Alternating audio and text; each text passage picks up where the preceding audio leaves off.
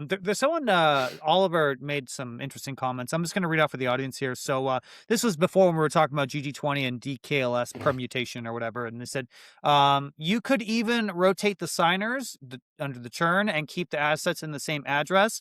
That's massive to emulate long lasting inbound addresses. And long lasting addresses are required for institutions that may swap from a multisig, which may take 2 to 3 business days to be fully signed. I don't know if if you had any thoughts around that. I just thought that was Yeah. interesting. So what he's talking about, or she's talking about, is what's called a reshare.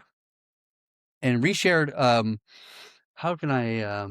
So imagine you had a line on a graph, right? And that line is just like this line right here. And in order to sign a transaction, you need to be able to specify this line. And you can define this line by any 2 points on this line. It could be here and here, it could be here and here, it could be here and here, here and here. It could be anywhere. But as long as it describes this line at this angle, at this location on the graph, that you can generate the signature to move funds, right? And so, but these 2 dots we have, that you and I have, me and Denny have two dots, we can do that. But we can do a reshare, which is we give a new dot that we create between us or after us or before us or whatever it is, any dot on this line, and we can give it to Kenton. So now instead of me and Denny having these 2 dots, it's this dot and this other dot that Kenton has. They can generate the same line on the graph, right? So that's really how this works, and how cryptography works in general, is using dots on a graph to generate either a single dot, which is a single signature, a line, which is 2 of 3 or 2 of 5 or 2 of 9 or 2 of 100, doesn't really matter. And then you have a U's that create a U shape, which is 3. And then the line gets more and more complicated for the number of signees that are required. So what they're saying is, if you have a line here, you can just create more dots. And you keep the same address. You don't need to churn. You don't need to change the addresses. You create new dots and you give it to the new validators. The old validators leave. That's fine. They don't have to be around anymore. But the new ones got a new spot on this line, and they can sign things just like the previous people can, even though it's not the same signing set. It's a different signing set of individuals or nodes. And we didn't need to do a churn, and we didn't need to generate new addresses. This is what a reshare functionally is trying to achieve. The problem with doing this, though, the issue is that when you have this and you have these 2 dots, and then Kenton comes on and we give him a dot, and then Sodamax comes on and we give him a dot, and then another person come on, we give them a dot, and then the first 2 people churn out. Me and Denny are gone, right? But now me and Denny are outside of the network. We're no longer active validators, but we have 2 dots. And so we can generate the signature between us, and we can steal all the funds.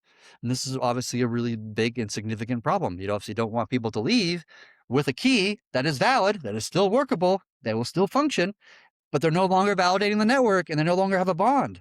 Uh-oh, now we're in trouble, right? Now people can steal funds. So you have to figure out a way around that particular problem. And we've opted out of trying to engineer a way out of that particular issue. I know Near does it that way. Near uses reshares, but they have a very different situation where they don't churn. They've got 9 validators that are all friends. They all know each other. They're not anonymous people. They're not random people. You know, it's a closed system. And I know they want to move to 21 validators, and they have to reshare to do that. And if the old people leave, that becomes a problem, right? I think they address it through like something called TEE, which is a hardware cryptography thing, and we're not going to get into the depths of it because it doesn't really pertain to the conversation. But like, reshares are interesting because it makes you churn less, and you can still have validators churn in and out without actually doing the actual churn part. But if enough people leave and you haven't done a churn, those people can come together and sign and steal funds. Thank you for the question, Oliver. And I think it's great that you asked that because it just goes to show you how much thought has gone into THORChain, given its, the complexities and all the edge cases you have to think about. I mean, it's so much Yeah. thought. So that was awesome. But Thank you. one more addition, because the last part of his statement was that, long-lasting inbound addresses are important, for institutions. They may want to swap, and that takes 2 to 3 days, business days. If that is an issue, this is, to be honest, is the first time I've heard of this to be case. Maybe he's absolutely right in what he's saying. I don't know. If that is an issue, we can just change how often the churn is from 3 days to 6 days to 9 days to a month and a half. It's an arbitrary number, right? Yep. And maybe that's the solution to the problem that he's trying to address. It just churn less often. Yeah. Yeah. I mean, 3 days has just kind of just been something we settled on. I remember we went to 7 days for a little bit, and then people were like, "That's way too long. That's way too long." I And then we mean, went to, and then, we but can I go didn't to think it was seven that big. days.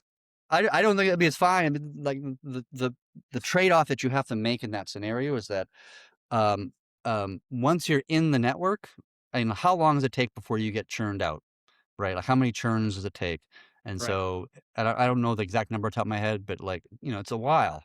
And so how long do you want to leave people in the network so they can't take their profits, right? And we talked about this idea very recently about the idea of allowing nodes to take profits, not the principal of the bond, but just like Right. whatever they've earned. So it's not going to be like, not going to be running in the network. It's a small amount of money, and be able to take their profits, each week or whatever, so they can pay the bills and, whatever. So maybe that would address that problem. And then we can turn it to 7 weeks or 7 days or whatever we want to do. And then you can just churn out when you want, when you just do like a leave command. I would like to leave the network. And then the next churn, you get, churned out. That's kind of the question is like, how long do we want nodes to be stuck in the protocol?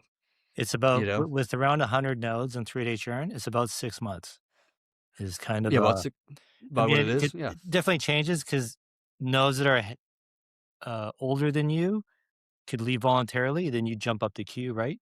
But Yep. a rule of thumb is about 6 months. Yeah. Yeah. Yeah. But it's also the question of like, I'm a node, I want to leave. And I want to get my bond back.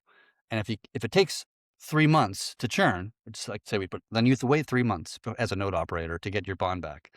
Is that agreeable or is that too much, too long? Like, how do we feel about that? So that becomes part of the kind of equation or the calculus of like how long we want our churn to be. 3 days is probably like the shortest it can be. I'd be open to doing like a week, right? That would be reasonable to me. We would also save a bunch of money because every time we churn, we have to like spend a bunch of gas to move all the assets from, vaults A to vaults B. And that's like takes hours and hundreds of transactions to make that happen, right? And so we could save a little gas money, that way as well. So I believe that was D5 Sammy. He really wants a week, I think, and I think that was his reasoning, was to save that money on all the fees being transferred. yeah, Um, that's a valid argument, right? yeah. I would be okay with changing it to a week Mm. personally.